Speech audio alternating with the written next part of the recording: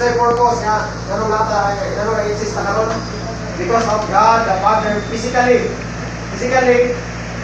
na nag-exist na karon because of the creation of God the Father. Then ikaduha, anong nata karon sa iglesia? Kahit ditubos na pinaagi siya anak. Then nganong naanak mo tapos usab, anong karon ang tinaiya na pabili lang kay tao, pabili na Diyos sa atong sunod. Pinaagi sa Espiritu.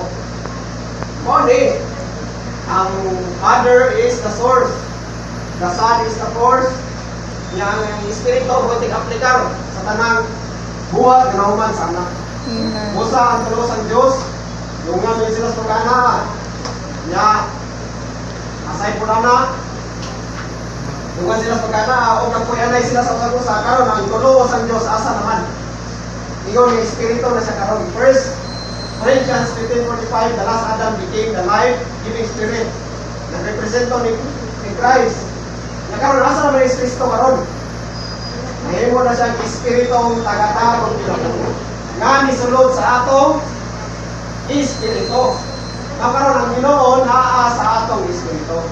Praise the Lord. Yeah.